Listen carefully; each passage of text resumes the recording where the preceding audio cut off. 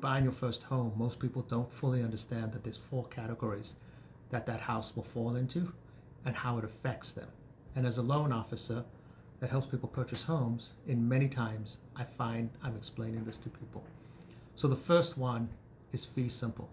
A fee simple home is where you buy the house and the land, and there's no community that affects what you can do. What I mean by that is you can do anything in the yard, you can do anything in the house.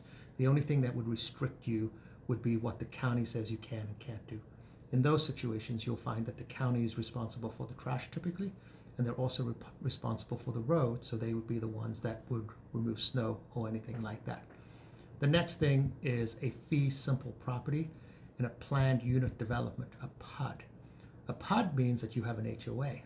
And how that differs is typically that HOA will have some rules and regulations in terms of what you can plant in your yard, what color the house is, what color the front door is. They will also maintain any parks and pools in the neighborhood with that money. And if there's trash or snow removal, they're typically responsible for everything in that community. It's not the county that's doing that. And you'll typically pay a small HOA fee. So the next one is a condo.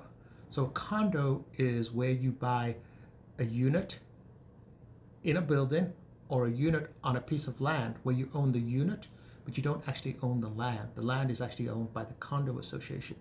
So what's the main differences here is that condo association will take responsibility for not only the community as far as the snow, the pools, that kind of stuff. It'll also take responsibility typically for everything on the outside of the unit.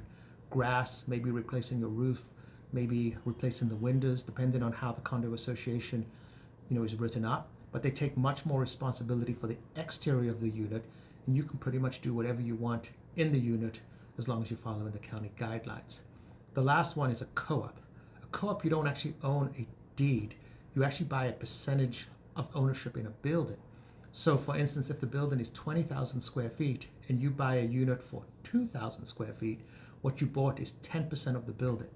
In this situation, the co-op not only maintains the outside of the unit, they also maintain the interior of the unit, and they can restrict what you can do on the outside or the inside.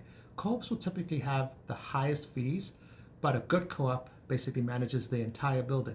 A lot of times you'll also see co-ops are significantly less in price, but the co-op fee is really, really high. You have to determine whether you want to be in a building.